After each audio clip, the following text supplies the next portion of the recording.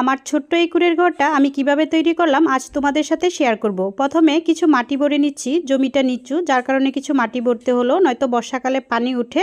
তারপর ইট গেঁথে নিলাম। এখন ভাবি আর আমি কাদামাটি উঠিয়ে নিচ্ছি ঘরটা লেপার জন্য। এদিকে ছন কাটা হচ্ছে ঘরের ছাউনি দেওয়ার জন্য। তারপর কাটা ছনগুলো এলোমেলো করে নেওয়া হলো। এদিকে আবার শোলা দিয়ে চাল তৈরি করে নেওয়া হলো। এখন এলোমেলো করা ছনগুলো আবার মুঠি করে আটি বাঁধা হলো। এখন আটি বাঁধা ছনগুলো শোলার বেড়ার উপর খুব সুন্দর করে আটি আটি বিছিয়ে দেওয়া হলো। তারপর ছনের উপর বাঁশের কঞ্চি দিয়ে খুব টাইট করে বাঁধা হচ্ছে। তারপর ছাউনিগুলো তৈরি করে ঘরের উপর উঠানো হলো। এদিকে তোমাদের ভাইয়া সাইডের বেড়াগুলো দেওয়ার কাজ করছে, সাথে ভাবিও কাজ করতেছিল। ঘরের কাজটা মোটামুটি কমপ্লিট হলো। সামনের যে খালি জমিটা আছে ওইখানে সবজি বোনা হয়েছে। চলে আসলাম 2 মাস পর। এই যে গাছটা দেখতে পাচ্ছ, এটা হচ্ছে থাই পাতা আর এটা হচ্ছে কারি পাতা।